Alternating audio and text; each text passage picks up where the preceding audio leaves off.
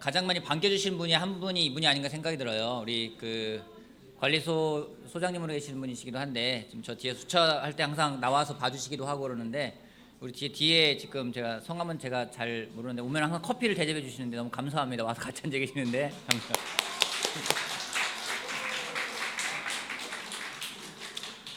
주차할 때 항상 감사하게 말씀을 드리고 주차 잘하시기 바랍니다.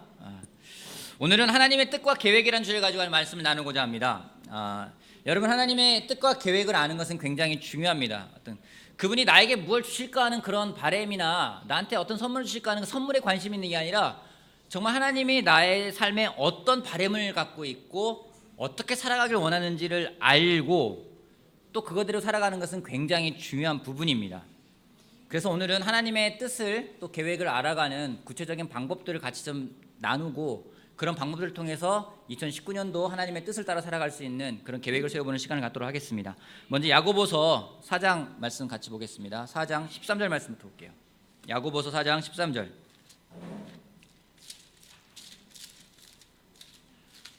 야고보서 4장 13절부터 17절 말씀까지 여러분과 제가 한 절씩 교독하겠습니다.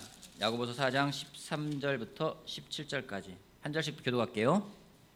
제가 먼저 읽겠습니다. 오늘이나 내일 어떤 도시에 가서 1년 동안 거기에서 지내며 장사하여 돈을 벌겠다 하는 사람들이여 들으십시오.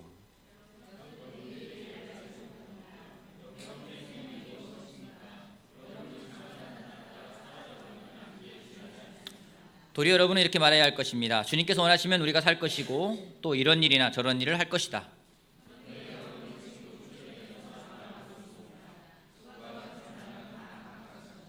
그러므로 사람이 해야 할 선한 일이 무엇인지 알면서도 하지 않으면 그것은 그에게 죄가 됩니다. 주중모임 때 나눴던 얘기이기도 한데요. 여러분, 한 사람이 자신이 계획을 세워놨습니다. 그리고 계획이 너무 마음에 드는 거예요. 와, 한 해 동안 장사에 돈 벌 거야. 계획이 너무 좋다 보니까 계획 때문에 계획이 이루어진 것 같은 거예요. 그리고 계획이 너무 좋아서 마음에 들었는지 계획을 보면서 우쭐대기도 합니다.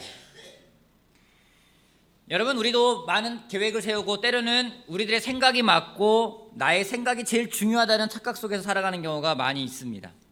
그런 사람에게 하나님이 경고의 메시지를 보내고 있습니다.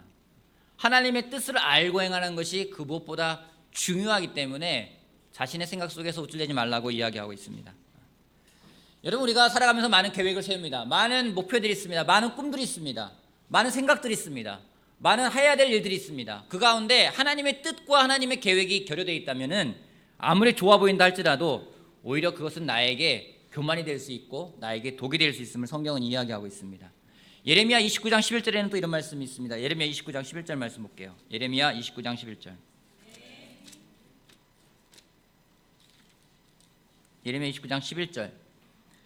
우리 모두가 다 좋아하는 말씀이기도 하고 들었던 말씀입니다. 제가 읽어보겠습니다. 너희를 두고 계획하고 있는 일들은 오직 나만이 알고 있다. 내가 너희를 두고 계획하고 있는 일들은 재앙이 아니라 번영이다. 너희에게 미래에 대한 희망을 주려는 것이다. 나 주의 말이다. 여러분, 하나님은 우리들의 삶에 매일매일의 삶과 일상생활에 관심이 많으실까요? 관심이 없으실까요? 관심이 아주 많으십니다. 하나님은 우리가 겪고 있는 일들에 대해서 우리가 어떻게 반응하기를 원하는지 분명한 의견을 가지고 계십니다. 뿐만 아니라 각 사람에게 하나님이 가지고 있는 큰 계획이 있대요. 우리의 상상을 뛰어넘는 큰 그림을 가지고 있다고 성경은 이야기하고 있습니다. 이것을 하나님의 계획, 하나님의 뜻이라고 이야기를 합니다. 하나님의 뜻이라는 것은 여러 가지 의미로 사용이 되어질 수 있습니다. 하나님이 허락하신 일들, 그것이 하나님의 뜻일 수 있고요. 하나님이 행하시는 일, 그것이 하나님의 계획과 뜻일 수 있고, 또 하나님이 우리 삶에서 어떻게 살아가기를 원하는 하나님의 선호하심이 하나님의 계획이라고 말할 수 있을 것입니다. 하나님은 실제로 모든 것을 다스리시고 어떠한 일들은 일어나도록 허락을 하십니다. 특별한 경우에는 하나님 그분 당신의 뜻을 실현시키기 위해서 우리들의 삶에 개입을 하기도 합니다. 구약과 신약을 보거나 세계사를 보거나 많은 역사를 보면은 하나님이 역사 속에서 개입하심으로 하나님의 뜻을 이루어가는 것들을 우리가 통해 찾아보면 알 수가 있습니다. 가장 분명하고 가장 명확하게 우리들의 삶에 하나님의 뜻을 실현시키기 위해서 개입하신 일이 있는데 그것은 뭔지 바로 예수 그리스도를 이 땅에 보내신 겁니다. 그래서 우리 삶에 개입하시고 하나님의 뜻을 이루기 위해서 하나님이 일하신 것입니다. 하지만 우리는 하나님의 뜻과 계획보다는 하나님이 나에게 무엇을 주실 수 있을까? 하나님이 그 능력을 발휘해서 나의 필요를 어떻게 채울 수 있을까? 그것에 더 관심이 더 많지 하나님이 가지고 있는 뜻과 계획에는 그만큼 관심을 가져가지 못할 때가 많이 있습니다. 오늘 여러분은 어디에서 관심이 있으십니까? 에베소서 5장 17절에는 이런 말씀이 있습니다. 에베소서 5장 17절 말씀 보겠습니다. 에베소서 5장 17절 말씀 15절부터 볼게요. 그러므로 여러분은 어떻게 살아가야 할지 살피십시오. 지혜롭지 못한 사람처럼 살지 말고 지혜로운 사람답게 살아야 합니다. 세월을 아끼십시오. 때가 악합니다. 그러므로 어리석은 자가 되지 말고 주님의 뜻이 무엇인지를 깨달으십시오. 주님의 뜻을 따르고 주님의 뜻을 깨닫는 것을 노력하는 것에 대해서 성경은 옵션이 아니라 선택사항이 아니라 그냥 기본값이라고 이야기를 하고 있습니다. 하나님의 뜻을 따르려고 하지 않고 하나님의 뜻을 깨닫지려 하지 않는 사람은 반대로 어리석은 사람이라고 불려지는 것이 성경을 통해 우리가 알 수 있는 부분입니다. 하나님은 존재하고 계시고 우리를 향한 계획이 있으시다면 그것이 무엇인지 아는 것은 굉장히 중요합니다. 왜냐하면 그것을 따라가는 삶과 그렇지 않고 내가 원하는 삶을 따라가는 삶의 결과는 확연히 다르고 그 결말은 너무나 차이가 있기 때문입니다. 하지만 우리가 현실적으로 하나님을 볼 수도 없고 하나님을 만질 수도 없어요. 혹시 하나님 만져본 분 계십니까? 하나님 본 분 계십니까? 성경에는 하나님 본 사람이 아무도 없다고 이야기했습니다. 하나님을 볼 수도 없고 만질 수도 없고 하나님이 가끔 하늘에서 말씀이라도 하면 좋은데 하나님의 말씀을 또 들을 수도 없을 때가 많이 있습니다. 이와 마찬가지로 이런 하나님이시기 때문에 우리 각 사람에 대한 그분의 뜻을 알아가는 것은 굉장히 어려운 일이에요. 그럼에도 불구하고 성경은 하나님의 뜻에 대해서 70여 차례의 성경에 아주 구체적으로 이야기하고 있는 부분들을 볼 수가 있습니다. 근데 그 뜻을 어떻게 알아갈 수 있을지 오늘 세 가지 방법으로서 하나님의 뜻과 계획을 알아가는 구체적인 방법을 같이 나누고자 합니다. 첫 번째는요, 하나님께 항복하라는 겁니다. 하나님께 항복하라. 로마서 12장 말씀 같이 보겠습니다. 로마서 12장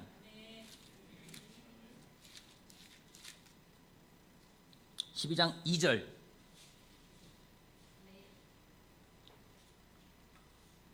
하나님께 항복하라. 로마서 12장 2절 같이 한번 읽어볼게요.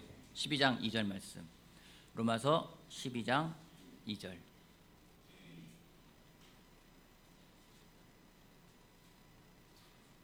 다 찾으셨나요? 네. 중요한 구절이기 때문에 같이 보겠습니다. 여러분은 같이 읽어볼게요. 한 목소리로 시작. 여러분은 이 시대의 풍조를 본받지 말고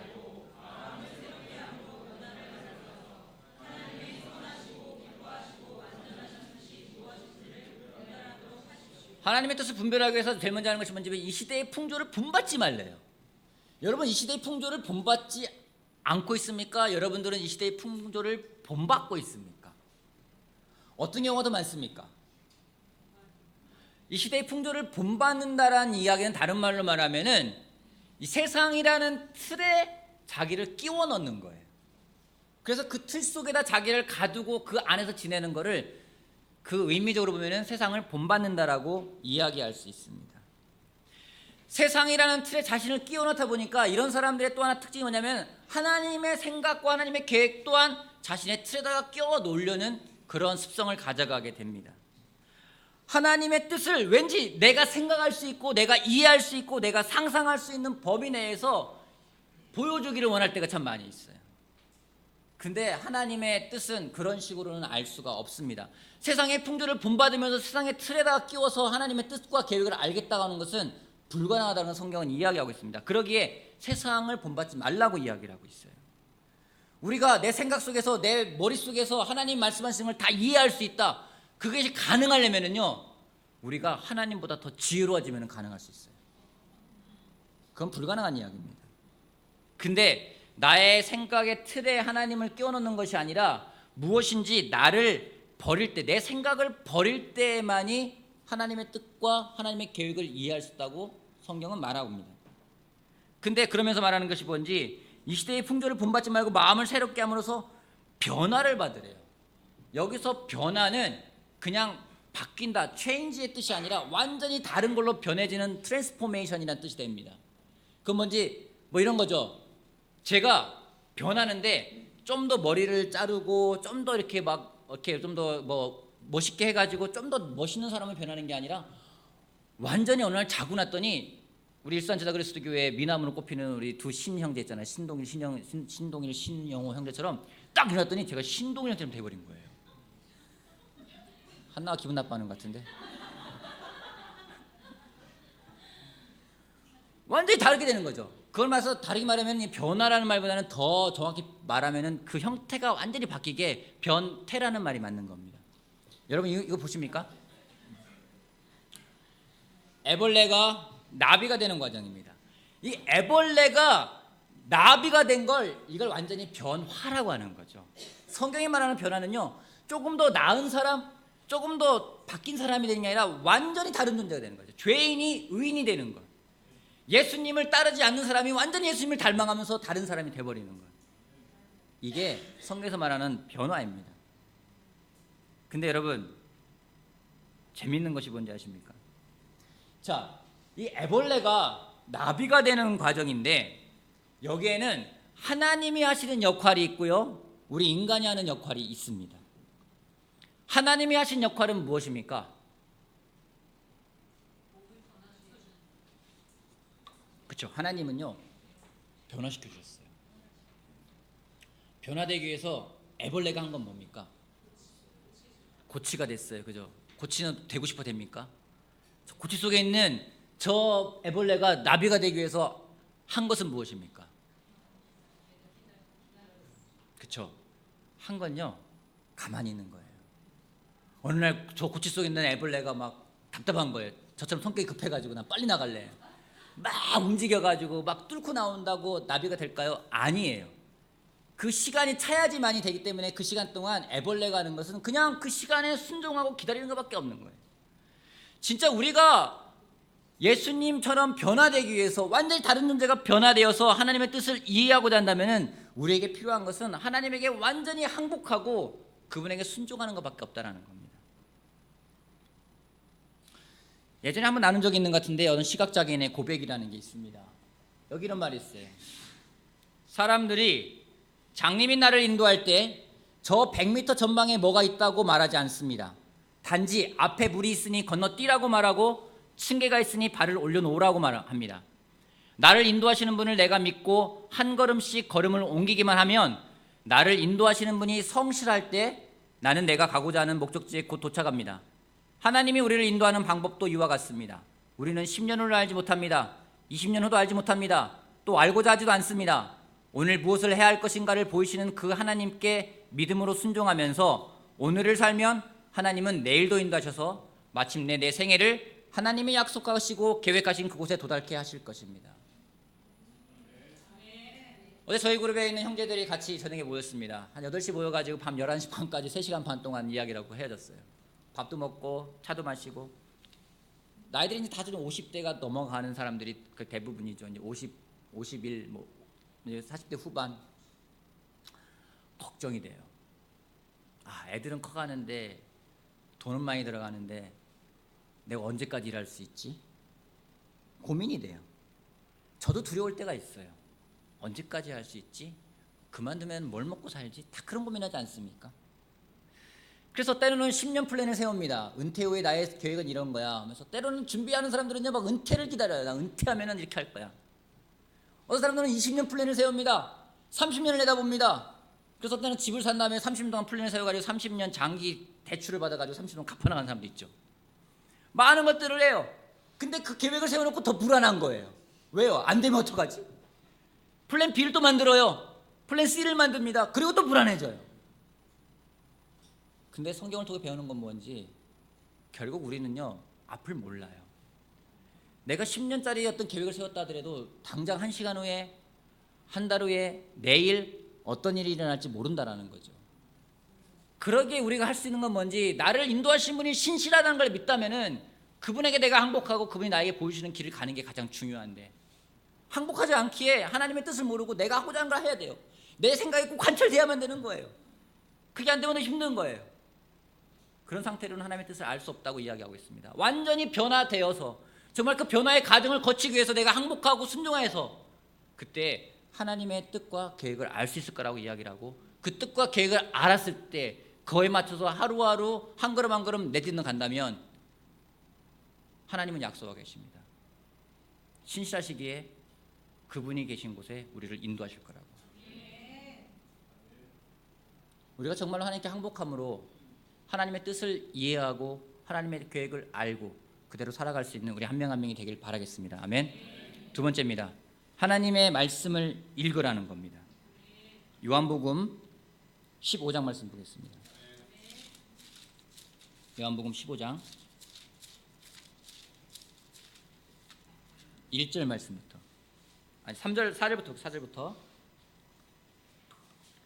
11절까지만 보겠습니다. 자, 여러분 제가 읽을 텐데 여러분이 해야 될 것이 있습니다. 4절부터 11절 동안 읽는 동안에 여러분은 이 성경 구절 가운데 머물러라는 단어가 몇 번 나오는지를 여러분은 잘 따라오시면 됩니다. 제가 읽겠습니다. 내 안에 머물러 있어라. 그리하면 나도 너희 안에 머물러 있겠다.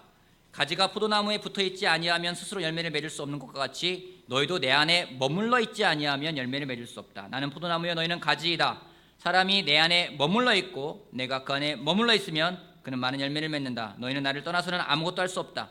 사람이 내 안에 머물러 있지 아니하면 그는 쓸모없는 가지처럼 버림을 받아서 말라버린다. 사람들은 그것을 모아다가 불에 던져 태워버린다. 너희가 내 안에 머물러 있고 내 말이 너희 안에 머물러 있으면 너희가 무엇을 구하든지 다 그대로 이루어질 것이다. 너희가 열매를 많이 맺어서 내 제자가 되면 이것으로써 내 아버지께서 영광을 받으실 것이다. 아버지께서 나를 사랑하신 것 같이 나도 너희를 사랑하였다. 너희가 내 사랑 안에 머물러 있어라. 너희가 내 계명을 지키면 내 사랑 안에 머물러 있을 것이다. 그것은 마치 내가 내 아버지의 계명을 지켜서 그 사랑 안에 머물러 있는 것과 같다. 머물러 몇 번 나와요? 똑똑하십니다. 주일학교 갔더니 12번이라는 사람이 있었어요. 11번 머물르래요. 하나님의 뜻을 알기 원한다면 머물러 있으래요. 하나님의 답은 그거예요. 우리가 많은 질문을 했습니다. 하나님, 삶은 왜 이런 거죠? 내 안에 머물러 있어. 하나님, 제 직업은 뭘 해야 되나요? 내 안에 머물러 있어. 하나님, 저 어디 살아야 되나요? 내 안에 머물러 있어. 하나님, 저 뭐 해야 돼요? 내 안에 머물러 있어. 계속해서 내 안에 거하라, 내 안에 머물러 있어라. 하나님의 답은 뻔한 거예요. 내 말씀을 갖고 말씀 속에 계속 머물러 있으라는 겁니다. 왜요? 하나님의 뜻을 알기 위해서 하나님의 말씀을 통해 보는 것이 가장 정확합니다. 하나님은 6,000년 전이든 태초부터든 지금까지 하나님은 변하지 않는 동일하신 분입니다. 그러기에 그 하나님의 변함없으시기에 이 말씀이 변함없기 때문에 하나님의 뜻을 알 수 있는 가장 좋은 방법은 성경을 읽는 것입니다. 성경을 통해 하나님의 뜻을 알 수가 있어요. 세상은 다릅니다. 세상에서 결혼한 사람들이 남자친구 여자친구라고 해서 자기 아내와 자기 배우자 이외에 다른 남자를 사귀고 다른 여자를 사귀는 사람들이 참 많습니다. 불륜이 아니에요. 어떤 글을 읽었는데, 어떤 기사를 읽었는데 저희 기사에 그럽니다. 자기가 불륜을 저지르는데 내가 이제서야 진정한 사랑을 찾았어요. 끌리는 감정, 이 감정도 하나님 주신 거 아닌가요? 그렇게 말하는 사람들이 있는 걸 봤어요. 그걸 당연시 여기고 그럴 수 있지라고 생각하는 사람도 있어요. 여러분, 그 상황에 대해 하나님의 뜻이 무엇인지 성경에 분명하게 나와 있습니다. 여러분 찾지 않고 제가 읽어드리는 거 한번 보세요. 데살로니가전서 4장 3절에 이런 말씀이 있습니다. 4장 3절.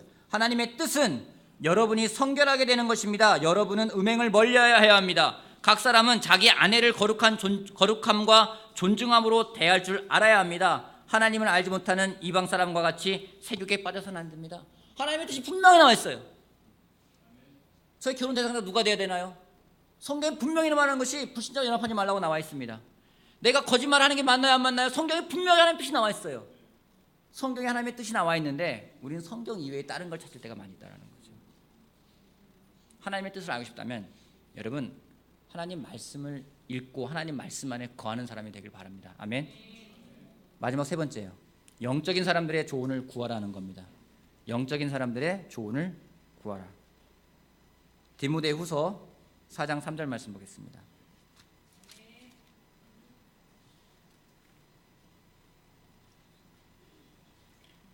디모데후서 4장 3절.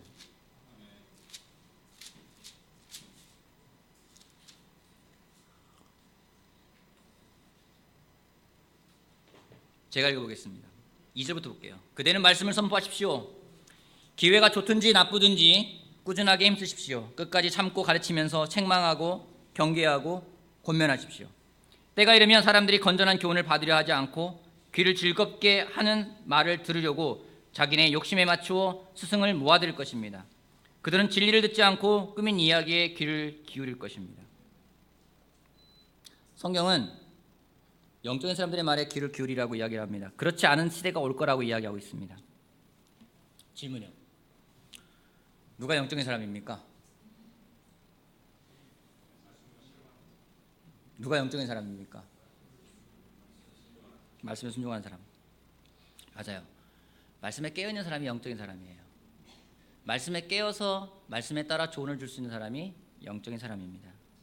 근데 그런 사람들의 특징이 있습니다. 뭔지 아십니까? 사람들에게 인기가 없어요.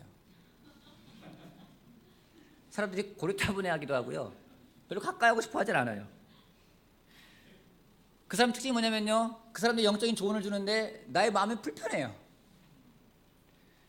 제가 뭐 컨퍼런스 가거나 장로님들을 만나거나 뭐 60대 70대신 지긋하신 분들을 만나서 영적인 조언을 구할 때가 있습니다. 아유 장로님 이런 게 마음에 힘든데 뭐 이런 일이 벌어졌어요. 그러면은 뭔가 이렇게 제가 바라는 건 그거예요. 아우 힘들겠다. 걔는 왜 그랬더니 참 못된 애다. 이렇게 하는데 그런 말씀하지 않고요. 네 마음을 봐라고 얘기해요. 또 용서하라고 얘기를 해요. 사랑하라고 이야기를 해요. 누가 모릅니까? 그러면 그런 말이에요. 누가 모릅니까? 막 나오고 싶어요.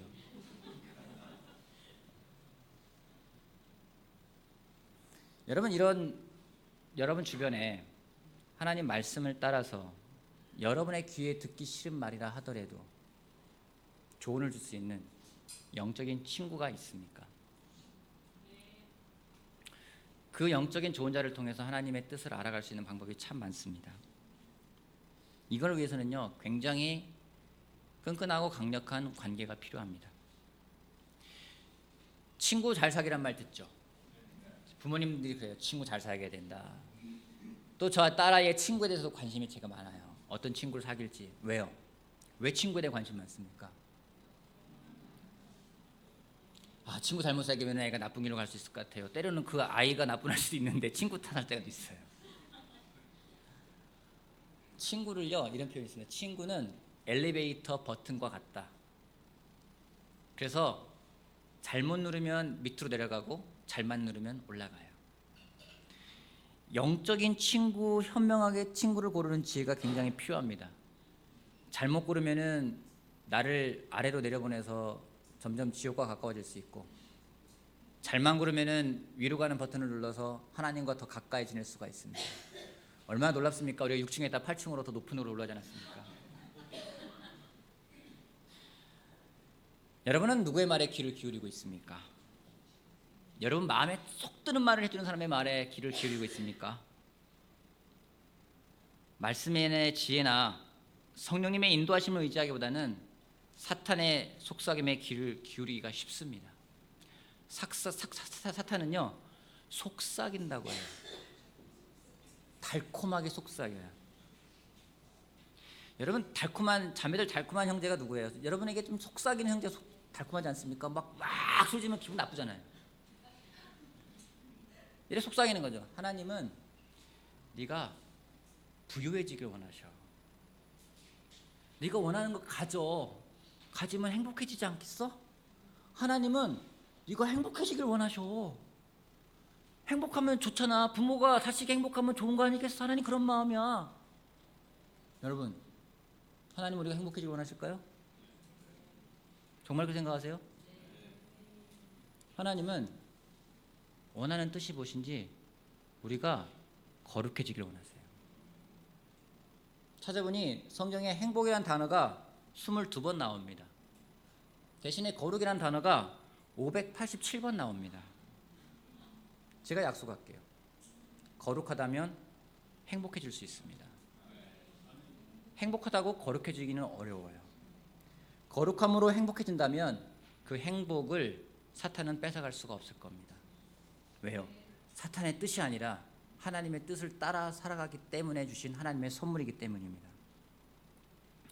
여러분의 코드가 맞지 않아도, 여러분에게 들으면은 기분이 나빠도, 그 사람이 영적인 사람이라면 그 말에 귀를 기울일 수 있는 사람이 되길 바랍니다. 나의 귀를 즐겁게 하고 나의 말에 마음에 딱 맞는 말을 해주는 사람이 아니라 정말 영적으로 깨어서 말씀을 통해 권면할 수 있는 그런 사람을 주변에 둔다면 우리는 하나님의 뜻을 찾아가는 것은 굉장히 수월할 것입니다. 여러분, 우리가 하나님의 뜻을 알 수 없을까요? 우리가 하나님의 뜻을 아는 방법은 알고 있습니다. 이 설교를 처음 듣는 건 아닐 거예요. 이거 방법 모르는 사람은 없을 거예요. 설교 준비하면 정말 제가 중요한 게 생각이 뭔지 아십니까? 내가 하나님의 뜻을 알 수가 없는 게 아니라 내가 알고 싶지 않은 건 아닌가. 하나님의 뜻을 아는 게 중요한 것보다도 하나님의 뜻을 실천하는 게 더 중요한데 실천하고 싶지가 않아요. 그래서 안 하고 싶을 때가 많이 있어요. 그게 아니라 하나님의 뜻을 정말 찾고 그대로 따라 살아갈 수 있는 우리 한 명 한 명이 되길 바랍니다. 성경에 이런 말씀이 있습니다. 같이 한번 읽어볼게요. 앞에 있는 거 보면 같이 읽어보겠습니다. 요한일서 2장 17절인데요. 이 세상도 같이 볼게요. 자, 시작.